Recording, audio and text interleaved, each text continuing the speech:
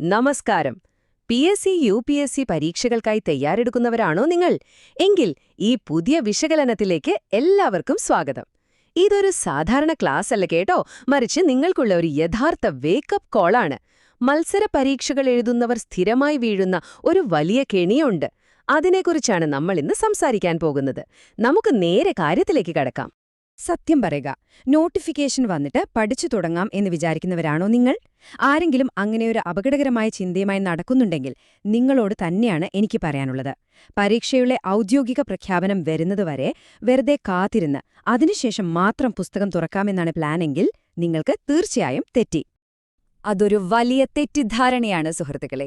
പരീക്ഷാ പ്രഖ്യാപനം വന്നതിനുശേഷം പെട്ടെന്ന് പുസ്തകം തുറന്നാൽ ഒരു മാജിക് പോലെ എല്ലാം തലയിൽ കയറുമെന്ന് വിചാരിക്കുന്നത് വെറുതെയാണ്. ആ അവസാന നിമിഷത്തെ ഓട്ടപ്പാച്ചിലുകൊണ്ട് അത്ഭുതങ്ങളൊന്നും സംഭവിക്കില്ല. വിജയിക്കുന്നവരും പരാജയപ്പെടുന്നവരും തമ്മിലുള്ള യഥാർത്ഥ വ്യത്യാസം എന്താണെന്നറിയാമോ? അതാണ് തീരുമാനമെടുക്കുന്ന നിമിഷം, അഥവാ ദി ഡിസൈഡിംഗ് ഫാക്ടർ. നിങ്ങളെപ്പോൾ പഠനം തുടങ്ങുന്നു എന്നത് തന്നെയാണ് നിങ്ങളുടെ വിജയവും പരാജയവും തീരുമാനിക്കുന്നത്. നോട്ടിഫിക്കേഷൻ വരാൻ കാത്തിരിക്കുന്നവർക്ക് മിക്കവാറും നിരാശയായിരിക്കും ഫലം. എന്നാൽ എത്രയും നേരത്തെ തയ്യാറെടുപ്പ് തുടങ്ങുന്നുവോ അവരാണ് ഈ വലിയ പോരാട്ടത്തിലെ യഥാർത്ഥ വിജയികൾ. അതെന്തുകൊണ്ടാണെന്ന് ഞാൻ പറയാം. ഏതൊരു പരീക്ഷയുടെയും യഥാർത്ഥ അവസ്ഥ ഇതാണ്. നമ്മുടെ സിലബസ് എന്ന് പറയുന്നത് ഒരു ചെറിയ കുളമൊന്നുമല്ല, അതൊരു വലിയ പെരുംകടലാണ്. നോട്ടിഫിക്കേഷൻ വന്നു കഴിഞ്ഞ് കിട്ടുന്ന ആ വെറും 2-3 മാസം കൊണ്ട് ഈ കടൽ നീന്തിക്കടക്കാം എന്ന് വിചാരിക്കുന്നത് തികച്ചും അസാധ്യമായ കാര്യമാണ്. ഈ കടലിന്റെ ആഴം ശരിക്കും എത്രയാണെന്നൊന്ന് ചിന്തിച്ചിട്ടുണ്ടോ? തികച്ചും പുതിയതായ ഒരുപാട് കാര്യങ്ങൾ നിങ്ങൾ പഠിച്ചെടുക്കണം. ദിവസവും മാറിക്കൊണ്ടിരിക്കുന്ന കറന്റ് അഫയേഴ്സ് കൃത്യമായി അപ്ഡേറ്റ് ചെയ്യണം. പോരാത്തതിന് മാത്സും റീസണിങ്ങും ഒക്കെ നിരന്തരം പരിശീലിക്കുകയും വേണം. ഇത്രയും കുറഞ്ഞ ദിവസങ്ങൾക്കുള്ളിൽ ഇതെല്ലാം കൂടി ഒറ്റയടിക്ക് പഠിച്ചു തീർക്കാൻ ഒരാൾക്കും കഴിയില്ല എന്നതാണ് പച്ചയായ യാഥാർത്ഥ്യം. ഇനി മറ്റൊരു പ്രധാനപ്പെട്ട കാര്യം കൂടി നമ്മൾ ഓർക്കണം. ഈ വലിയ പോരാട്ടത്തിൽ നിങ്ങൾ ഒറ്റയ്ക്കല്ല കേട്ടോ. നിങ്ങളുടെ മത്സരം 10,000-10,000ങ്ങളോടല്ല, മറിച്ച് ലക്ഷങ്ങളോടാണ്. ഈ കടുത്ത മത്സരത്തിൽ നിങ്ങളുടെ സ്ഥാനം ശരിക്കും എവിടെയാണെന്ന് നിങ്ങൾ സ്വയം ഒന്ന് ചോദിച്ചു നോക്കൂ. അതെ, ലക്ഷക്കണക്കിന് ഉദ്യോഗാർത്ഥികൾ.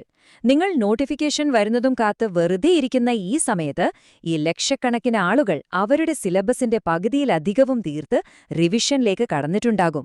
വർഷങ്ങളായി കഠിനാധ്വാനം ചെയ്യുന്നവരോടാണ് പുസ്തകം പോലും തുറക്കാത്ത നിങ്ങൾ പോയി മത്സരിക്കാൻ പോകുന്നത്. അവർ നിങ്ങളെക്കാൾ എത്രയോ കാതം മുന്നിലാണെന്ന് ഒന്ന് ആലോചിച്ചു നോക്കൂ.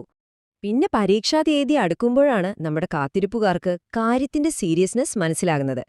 പിന്നെ അവിടെ തുടങ്ങുകയായി അവസാന നിമിഷത്തെ ആ വലിയ വെപ്രാളവും ഓട്ടപ്പാച്ചിലും.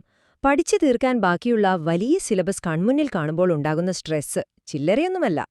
നോട്ടിഫിക്കേഷൻ വന്നതിനു ശേഷം മാത്രം പഠിക്കാൻ തുടങ്ങിയ ആളുടെ അവസ്ഥയൊന്ന് ആലോചിച്ചു നോക്കൂ. ആകെ പരിഭ്രാന്തനായിരിക്കും. സ്ട്രെസ് കാരണം അവർക്ക് നന്നായി അറിയാവുന്ന കാര്യങ്ങൾ പോലും പരീക്ഷാ ഹാളിൽ വെച്ച് മറന്നുപോകും. മോക്ക് ടെസ്റ്റുകൾ ചെയ്യാനോ റിവിഷനോ അവർക്ക് ഒട്ടും സമയം കിട്ടില്ല. എന്നാൽ നേരത്തെ പഠിച്ചു തുടങ്ങിയാളോ വളരെ കൂളായിട്ട് റിവിഷൻ ചെയ്യുകയാണ്. സിലബസ് പകുതിയും കഴിഞ്ഞതിനാൽ അവർക്ക് നല്ല കോൺഫിഡൻസുമുണ്ട്. ഈ ഒരു ശാന്തതയാണ് അവരെ വിജയത്തിലേക്ക് നയിക്കുന്നത്. അപ്പോ എന്താണ് ഈ വിജയികളുടെ യഥാർത്ഥ സീക്രട്ട്? അവർക്ക് മാത്രം എങ്ങനെയാണ് ഇത്രയും കോൺഫിഡൻസ് കിട്ടിയത് എന്ന് എപ്പോഴെങ്കിലും ചിന്തിച്ചിട്ടുണ്ടോ? ഇതിന്റെ ഉത്തരം വളരെ ലളിതമാണ്. യുദ്ധകാലത്ത് വിയർപ്പൊഴുക്കാതിരിക്കാൻ സമാധാനകാലത്തെ രക്തമൊഴുക്കുക എന്ന് കേട്ടിട്ടില്ലേ? അതെ, പരീക്ഷാപ്രഖ്യാപനം വരുന്നതിന് മുൻപുള്ള ഈ ശാന്തമായ സമയമാണ് ശരിക്കും നിങ്ങളുടെ സുവർണാവസരം. ഒരു സമ്മർദ്ദവുമില്ലാതെ കൃത്യമായ പ്ലാനിങ്ങോടെ വളരെ സാവധാനം കാര്യങ്ങൾ പഠിച്ചെടുക്കാൻ കഴിയുന്ന സമയം.